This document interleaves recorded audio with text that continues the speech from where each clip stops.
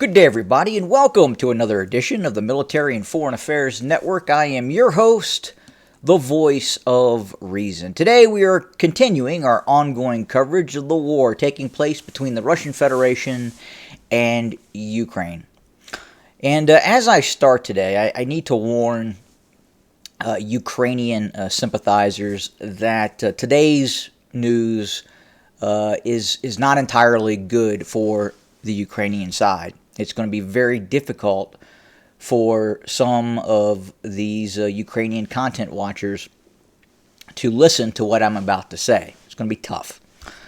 And again, I'm just bringing you the truth, the whole truth, and nothing but the truth. So first and foremost, what is happening on the ground in Bakhmut? All eyes have been on what is happening in Bakhmut. And over the last 24 hours, at least according to this map, the situation has become more dire for Ukrainian forces positioned in and around Bakhmut. Most of you know my thoughts around Ukrainian forces deployed in Bakhmut. It's very difficult to get many of those forces out of Bakhmut. It was probably a non-prudent decision to keep those forces in Bakhmut by the Zelensky administration in Kiev. Even upon the advice of U.S. military planners and NATO military planners, they decided to fight it out in Bakhmut. And again, the last or one of the last defensive lines in Bakhmut was the that ran along the railway terminal from north to south, and obviously very clearly the area in red is firmly under the control of Russian forces. Additionally, Russians are now conducting sweep and clear operations in the western portions of the city. The only area that remains under the control of Ukrainian forces is just this small area in the far west quadrant. Now, this area is made up of older Soviet-style apartment dwellings. There are larger multi-story buildings that can be used as defensive redoubts. But again, it's just a slow, methodical operation we're seeing by Russian forces. And if we look at the last couple of days, what has happened, we've seen more or less a quickening of the seizure of Bakhmut. And we're going to just go back to maybe the 10th,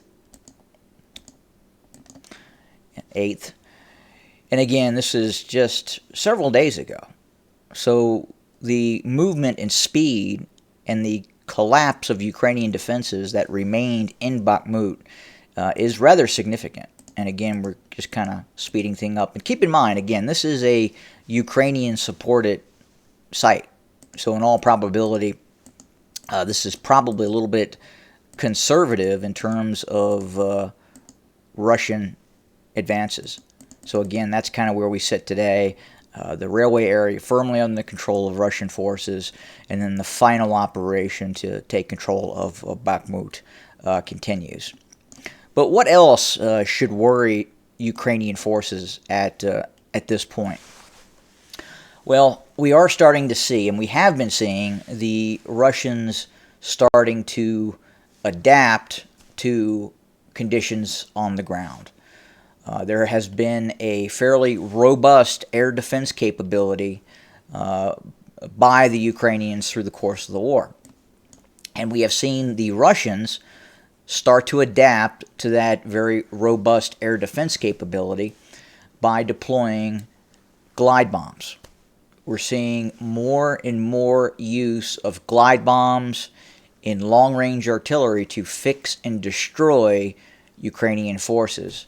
Even the British Ministry of Defense is stating now that Russian casualty estimates are decreasing. And the reason Russian casualty estimates are decreasing is because the Russians are relying less and less on maneuver operations, tanks, armored fighting vehicles, large-scale maneuver operations with tanks and infantry formations, and are relying more and more on air power. air power. The Russians are starting to use and have been using more and more of these standoff munitions, much like the United States uses in its doctrine to fight enemies. The Russians are now starting to use these GLONASS guided glide bombs, whereas before we were seeing the Russians deploy fairly expensive cruise missiles and other missile systems against targets in Ukraine, which are effective, but not necessarily cost effective.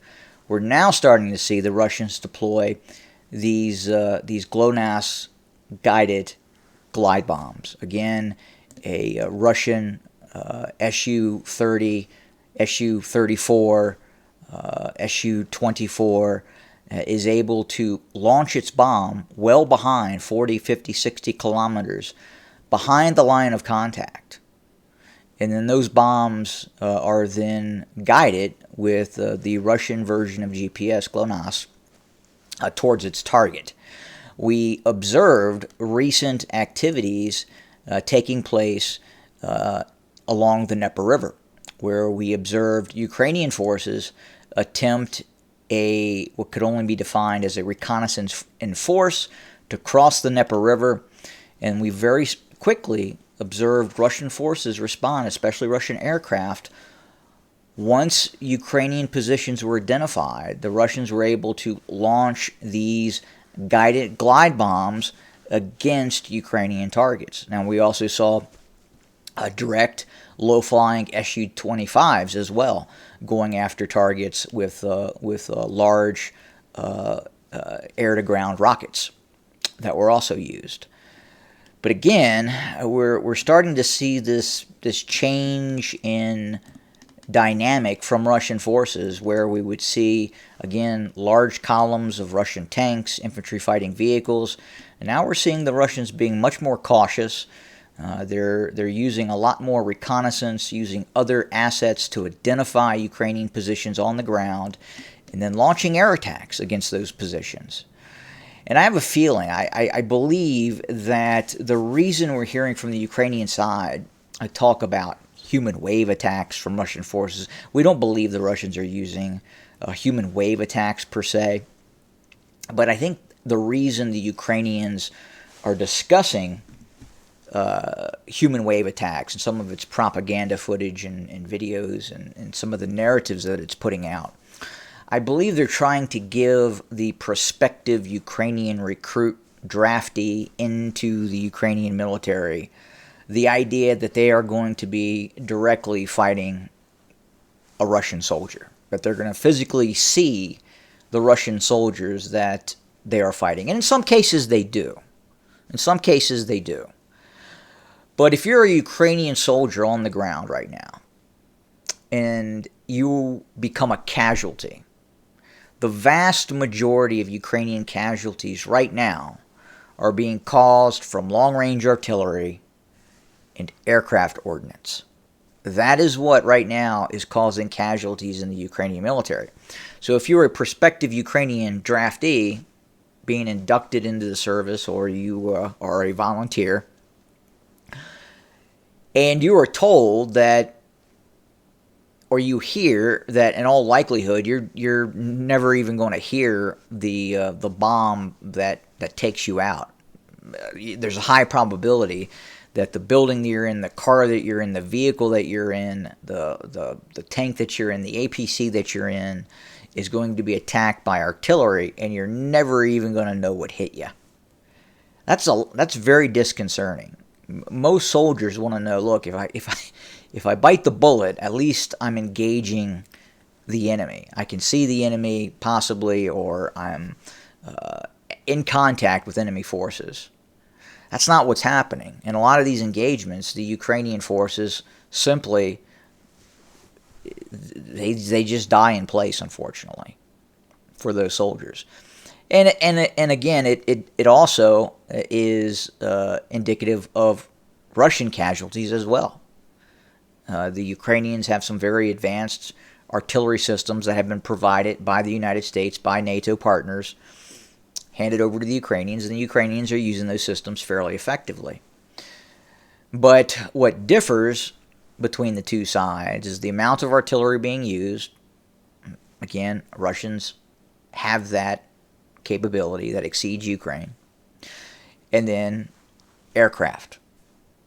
The Ukrainians have very few aircraft in the air that they can deploy against Russian forces, where the Russians are launching anywhere from, on the low end, 30 to 40 airstrikes per day, all the way up to over 100 airstrikes. The Ukrainians aren't doing that. They don't have that kind of capability.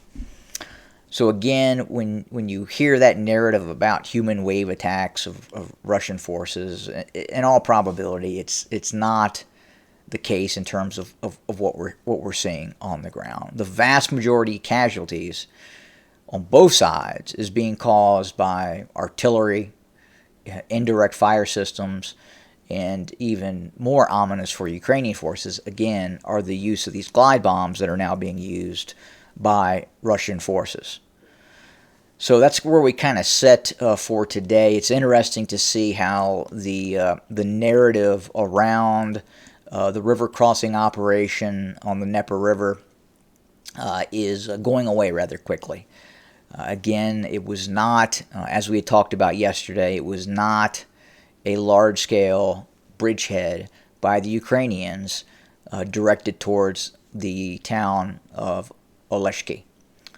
That was not the objective. It was a reconnaissance effort by Ukrainian forces that was then negated by counteractions by Russian forces. So again, that's kind of where we sit. Another interesting note that we're hearing now is that it looks like the delivery of M1 Abrams to Ukraine is now being delayed. Why is that? Well, if the Ukrainians may not be launching a offensive operation, a counteroffensive operation against Russian forces, then what is the purpose of those M1 Abrams tanks? Well, the Ukrainians would use them in a defensive role.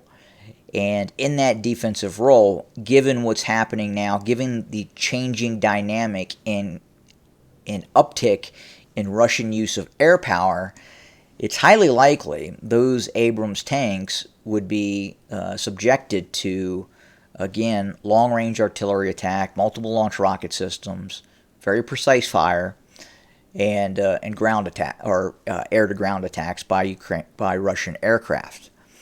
So the Pentagon does not want to see these Abrams being deployed on the eastern bank of the Dnieper River only to be destroyed by Russian assets before they even make it to the front line. So I think at this point they're trying to work that scenario out and how to get those tanks and how those tanks can be effective. Compounding this is the immense amount of munition and ammunitions being handed over by the United States to the Ukrainians. The United States, and this is very, very important to note, is not just handing over stockpiles that were not used by the U.S. military. They are not producing 155 millimeter rounds that are just handed over to the Ukrainians. The U.S. is conducting a drawdown. The U.S. is cannibalizing its own stockpiles of ammunition and munitions, especially heavy artillery, that would be used in a major peer-to-peer war. And the United States is handing over a lot of that equipment to Ukraine. Huge amounts. So much now that the Pentagon is no longer going to announce just how much ammunition and munitions, especially the 155 millimeter artillery rounds, that it's handing over to the Ukrainians. That's interesting. And that tells you that as this war continues, we are learning things. And we are learning that, in all probability, we need to we, the United States, need to manufacture more artillery. It looks as if, much like what was learned in World War I, to shocking effect, that you are going to go through much more artillery than originally thought. And we're seeing the Ukrainians launch about 4,000 to 8,000 rounds downrange of heavy artillery. We're seeing the Russians deploy anywhere from 20 to 40,000 rounds a day of heavy artillery towards Ukrainian forces. So, major learning experience for both sides at this point. But that's where we set for today. Again, we will continue to monitor. We will continue to report. Again, it looks like Bakhmut is wrapping up. There may be one final line of Ukrainian defensive positions to the far west of the city. The main line has crumbled. Difficult to say how many Ukrainian forces are actually now able to get out of Bakhmut without being captured or being made a casualty. So we'll continue to monitor, continue to report. Thank you for joining us today. And as always, have a good day.